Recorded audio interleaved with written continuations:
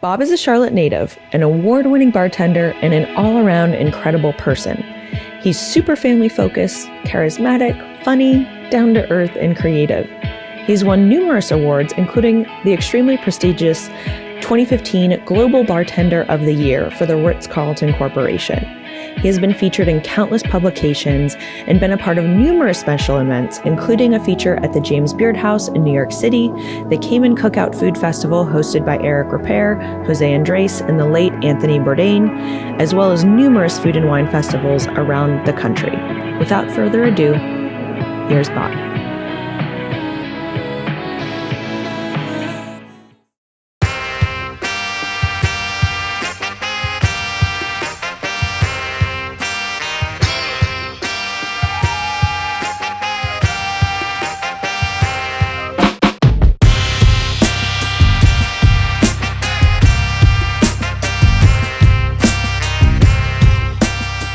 Thank you so much for agreeing to sit down with us.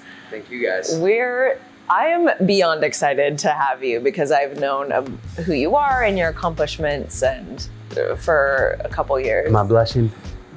I don't do that very well. It's hard to hear. And when I was telling Aaron about you, he's like, we must have him. Yeah, absolutely. Well, thank you guys so much for having me. It's a real honor to be here, and being here at the Grinning Mule is fantastic. So thank you guys for coming out. The beginning was dive bars, and like crazy dive bars, like dive bars. I know that's more than 5 words already. Then like neighborhood bars, clubs, Ritz-Carlton, consulting, back to the neighborhood.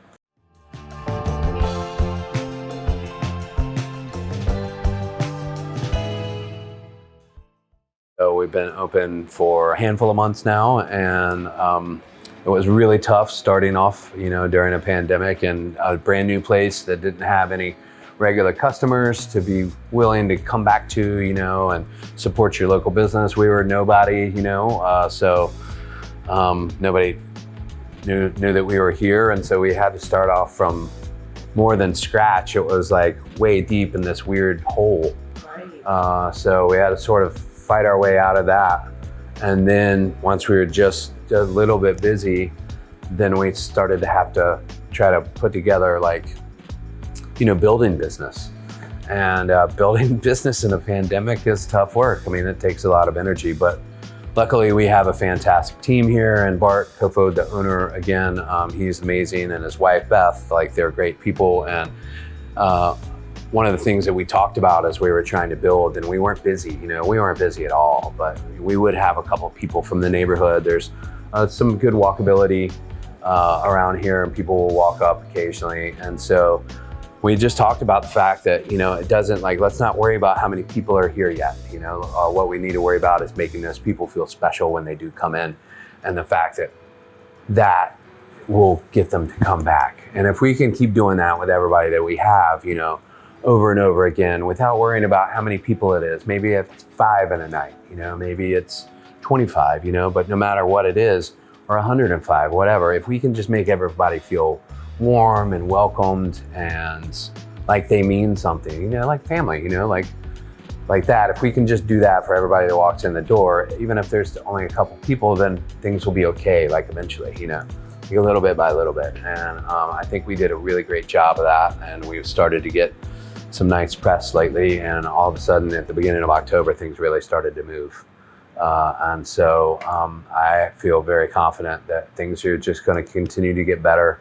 And I'm really, really excited about the future here. Okay, so what I loved about this piece that you just said was no matter how many people are in here, we want to make them feel special. And I think that special, making it's like that human connection, right? Every single person in here you want to connect with, or make sure that they have a good experience. Right. And that, I think, drives word of mouth more than ads. Absolutely. And one of my favorite quotes, and I can't remember who to attribute this to, but this is something that I've adopted and I repeat all the time to staff members and to anybody who will really listen. But If a guest comes in here and they have a great time, like a really great time, and they leave, like 5 years from now, 7 years from now, 10 years from now, they're gonna forget what they had to eat or what they had to drink. But if I do my job the right way, like they're gonna remember how I made them feel. And that is what it's about, and that it was something that they'll remember for the rest of their lives. And so that to me is something that I strive for. And so whatever it can do, whether it's like, if somebody drops a fork and I hear it across a restaurant, I don't know who it is, but I need to grab another fork and head that way, right? So just those little things that you can do, like getting back to your word from earlier, intentionality, like just intending to do things the right way and like make people feel great and like you care, because otherwise you're sitting there with a dirty fork, and you're like, does anybody care that I got a dirty fork and I can't eat my food? And nobody does, and so if somebody comes up quickly and they give you a fork and you don't have to ask for it, you're like, oh, okay, all right.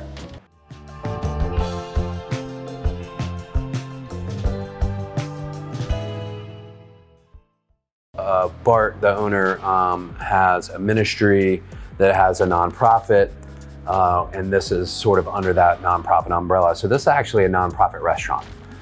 So the idea is from the ministry side to develop a nonprofit that can generate a different sort of stream of revenue to give money back to the community. So he's pledged to give back 10% to the community, and that's a nonprofit. So there's also other service things that we do for the community. Bart is very involved with the Relatives, which is basically a home for runaway kids that's over in Dilworth, as well as he's very involved with reformed convicts who need job placement and things like that. So I feel good about what they're doing and sort of, again, the intention of the restaurant moving forward.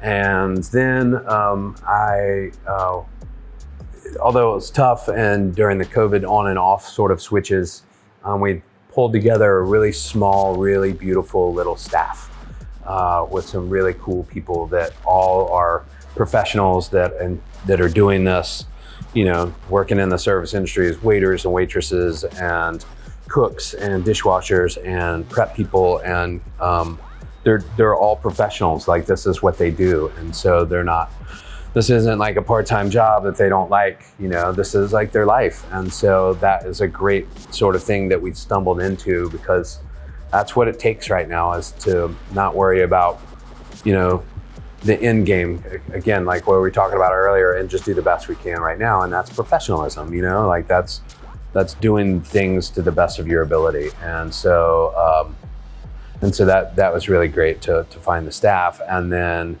I really liked how casual this place is, but yet we still try to give them as much of a like beautiful experience as possible. But like people can come in the summer in t-shirt and shorts and flip-flops, and yeah, hey, come on in, sit down. Have you been here before?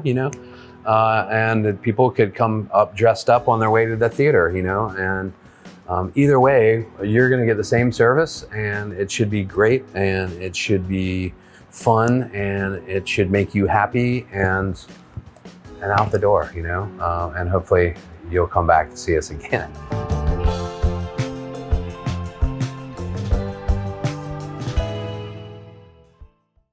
I learned there that chasing perfect can be a lot of fun if you let it. If you let it. Now, it's a very important distinction. It is. Because if you don't, if you let it rule you that this is not perfect, this is not perfect, then it's like it's a negative thing, But if you're like, man, like that was almost perfect, like not even if you make a mistake or something, but like getting as close to perfection as you can, like is kind of a fun thing to do, and a beautiful chase, I think. One that can never be obtained, but if you can realize that and accept it, then it's about the journey, And so what does that look like for you? Like, what specific things, like as you look at where you are today, what are the things that you're looking at or that you're chasing now as ways to improve in your processes? So I always want to get better. I always want to be more creative, of course. And I think that one word that, I'm sure we'll hit over and over again is intentionality. Like knowing, like the whole thing sort of making sense, like a cocktail, like this cocktail that I made for you, a mezcal cocktail. I asked you if you liked what you liked, vodka, gin, bourbon, tequila, rum. Do you like mezcal? And you like mezcal. So the thought process behind that is like, let's say a fall or a cold winter drink, right? A cold weather drink. So mezcal, and then I always think about when I'm cold, something that pops up a lot is, and something very wintry to me is like a hot cup of coffee. Just something very simple, right? But I mean, that to me, yeah, to comfort you. And also that's a very familiar taste, right? And mezcal is a lot of people don't understand or know about mezcal, and it's very smoky, and sometimes it's a little intimidating because you don't know what this ingredient is. But coffee, on the other hand, is very welcoming and very understandable. So I'm offsetting some of that intimidation with something that you know a lot about. And then I put a little drambuie in there, which is a heather honey liqueur from Scotland, which I think is super cool, and that has a great thing. And so all of a sudden you have this very, very delicate floral note that is playing off of the coffee and this honey liqueur in there also that is softening things and also making them more viscous and rich. And then with a little bit of orange to sort of garnish it, and that orange oil that sort of ties everything together. And the intentionality of all those things, like there's nothing extra in there, like there's no, I don't know, firecrackers in there, right? Because maybe a firecracker would be good in there and it would look cool exploding. But what does it really do, right? It didn't add anything, didn't bring anything to the table. So sort of editing and also everything being very intentional in there is something that I'm always working on and trying to refine that process. And so a lot of times my drinks seem to be, and they read very simple, but I think sometimes simplicity is elegance, and I think elegance is beauty.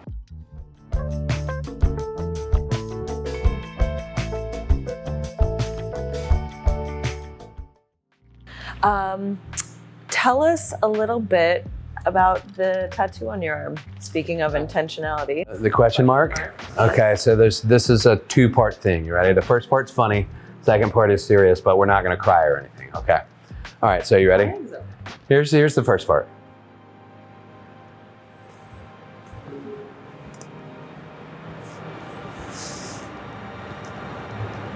I got a question, right? Like you're sitting in class, right? And you're like, what did they just say? What did the teacher just say? And you're looking around and be like, did anybody else not understand that? Yeah. And you're sitting there and like, nobody's raising their hand. And then you go, dang, I guess I got it. Nobody's really doing this? I gotta raise my hand because I don't understand that. So that's always me having questions, right? And that awkward thing when you gotta ask a question, otherwise you just don't understand. That's me. That's totally me. But the other part, the more serious side of that is I kind of have a fascination with the English language and how something like the weird synchronicities inside of language goes. And one of them, I think, is how the biggest word, the most powerful word in the English language is one of the smallest physically, which is the question or the word why, right? So that can have the most impact and definitely is the biggest word, is just such a small word. But even more so than that, you can take those three characters, W-H-Y, and you can compact that down into one single character, which is the question mark. And there's nothing smaller than one character. If it's a half a character, it's still one character. So literally the biggest thing can be the smallest thing, which I think is amazing. And that's kind of a little weird mind thing going there. I love that. No, that's incredible. Thank you for sharing.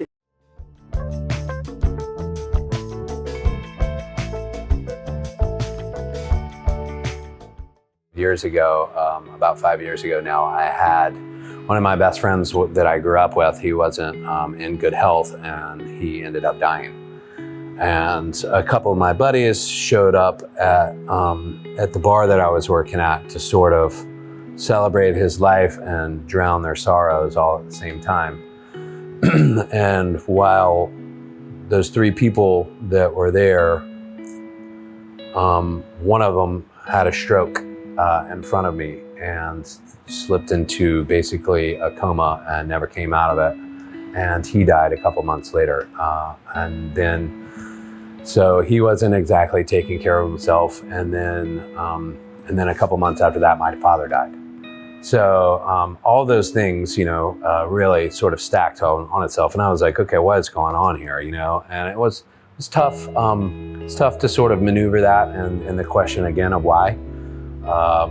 But after I wasn't treating myself like in the most healthy way either. I gained a bunch of weight and wasn't exercising or eating right or any of that stuff. And then when COVID hit, I realized how close things all of a sudden were coming to, some pretty dangerous possibilities for anyone, and then me also. And then I didn't want any of my friends to have to go to my funeral like I had to go to my friends' funerals, and that's always tough for any of us to really swallow and to just get through, that's not good, it's not easy, it's not something we want to do, but you don't really have any choice in it. So I just decided that it was time to start getting my stuff together and eating healthier again and exercising and making a commitment to health. And so we've done that in the past couple months, and I've dropped some weight and definitely feel better. And that's a good feeling to know that you're sort of doing the right thing for your friends and your family and your future. Yeah.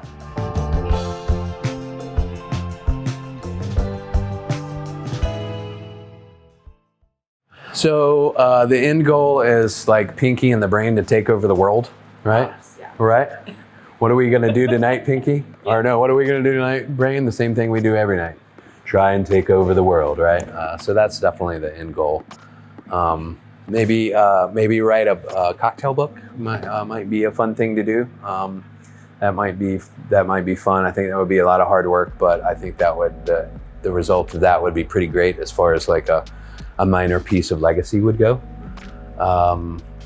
But definitely continuing to move forward and better the community. I think that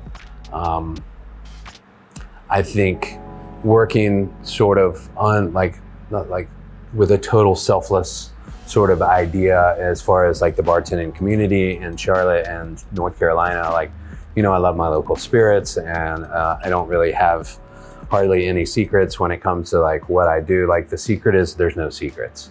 Hard work and time and dedication is what it takes to do something on a little bit of a higher level. And if you want to do something a little bit higher level than that, then you've got to go in a little bit harder. You've got to put more cards on the table. You've got to invest some more time. You've got to invest some more energy. And I just don't think that there's any way around that. And if that's the secret, then that's pretty great. It's I can work harder. I can put in more time. I can continue to put in an intent and the thoughtfulness and editing. I can do all those things. So as things go forward, that's okay with me. And that definitely is sort of where the future looks. I feel like makes you different though from someone else who's working hard. What is it do you feel about yourself that you bring to the table? I think that it might be that I care, just that, I honestly, I'm a people pleaser. I honestly want you to like that, and if you don't, then I'll get you something else, but if I didn't care as much, then I would just be oh, you don't like it? Okay. Well, you bought it. You know what I mean? Right. You bought it already. Right. You pulled that car off the car lot, it's yours, Yeah. And this also happens all the time. They taste it and they're that's actually good. And you're what's the word actually have to, don't say actually. Don't be so surprised. You should have thought that it was going to be good anyway. To me, it's not the final recipe, it's the final drink. If the drink doesn't taste good, it doesn't matter if you followed the recipe. Right. Who cares? Oh no, I totally followed the recipe. It should be great. Well, it doesn't taste great. I don't know what you did. You're well, I don't know what I did either. Yeah. Well, fix it, fix it. Make it taste great. Make it taste as close to perfect as you can possible.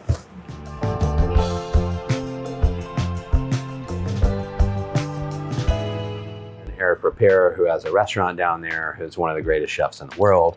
Emeril Lagasse's down there now all the time. I've done a bunch of events with him, and like Rick Bayless and Sean Brock and all these crazy, super big, talented chefs. And so now, like, I've been there a couple of times. Some of them kind of know me, you know, like I just haven't done events with them. They kind of know me. And so they're like, Bob, what's up?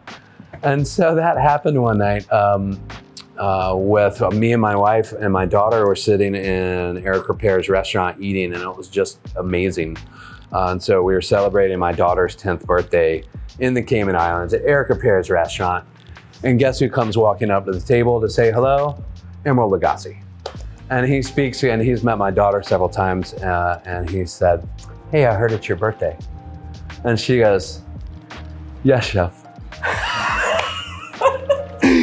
And he goes, what are you eating?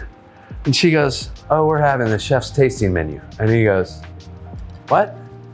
She goes, yes, chef. So funny. And he goes, how many courses is that? And she goes, well, we're on course 6, but I think there's 13.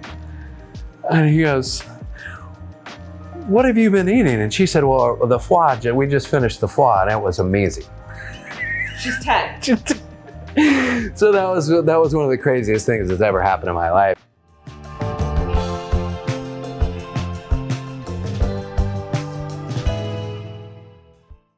I want to be remembered as a kind person, as a nice person. Definitely first and foremost. I also want people to remember, hopefully, that I left the city better than when my career started. I want to have left things better, in a much better place. I definitely want to put Charlotte on the map, and bring more attention, more national attention to the city and all of the great culinary achievements that have happened here in town, and all of the brilliant chefs, and this great culinary community that we have, and the cocktail community. I want people to understand, because Charlotte gets skipped over all the time, you know? People talk about New York and Nashville and Miami and LA and all these amazing places, and I get that, you know, but I just want a seat at the table, you know, that's all. I just want Charlotte to like have a seat. What's the one thing you want to leave people with when they come here and they experience the restaurant here? What's one thing you'd like them all to leave with? Happiness.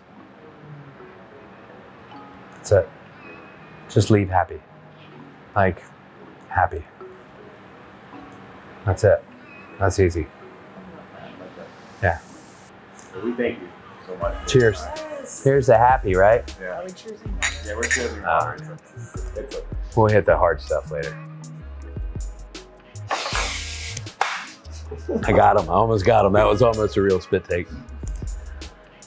I wish you would. And that would have been really good. I would have just shattered my glass on the floor and been like, yeah! Ripped off my microphone and walked out the door. Y'all clean it up.